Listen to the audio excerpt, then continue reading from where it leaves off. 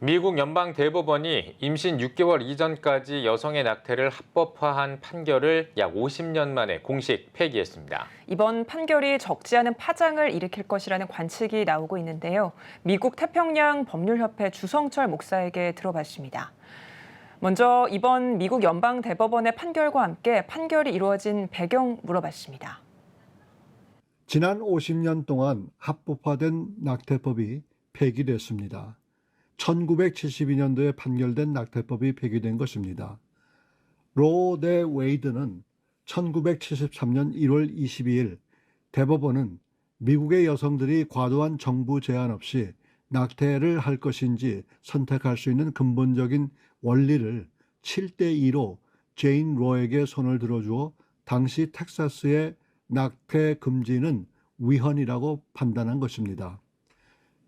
그런데 올해 들어와서 세뮤얼 엘리터 대법원 판사는 1972년도 로 대 웨이드 판결이 신기할 정도로 잘못되었고 예외적으로 약하고 그래서 사법권 남용에 해당한다고 주장을 하고 있습니다. 그런데 5월 초 대부분에 유출된 결정문 작성은 절반 이상의 주에서 낙태권이 뒤로 밀리게 되어 더 많은 제한이 뒤따를 가능성이 높다는 것을 의미하고 있습니다. 이에 대하여 조지 부시 아버지 대통령이 지명한 클래런스 토마스와 트럼프 전 대통령이 지명한 닐 고서치, 브렛 캐버너 그리고 에이미 베렛과 대법원장인 존 로버츠 모두 낙태법을 폐기에 찬성한 것입니다. 이에 반대를 하는 스테판 브라이어스 소토마이어 그리고 케이간 진보성이 강한 대법원 판사들은 오늘날 젊은 여성은 그들의 어머니와 할머니가 살던 시대보다도 더 자신의 권리를 주장할 수 없게 됐습니다라고 맞서고 있습니다. 네, 이번 판결이 적지 않은 파장을 몰고 올 것이라는 관측이 나오고 있는데요. 현지 반응 살펴보겠습니다. 예, 미국 연방법원은 6월 18일 현지 낙태에 대한 여성의 헌법적 권리를 인정하는 1973년도 로 대 웨이드의 판결을 뒤집었습니다.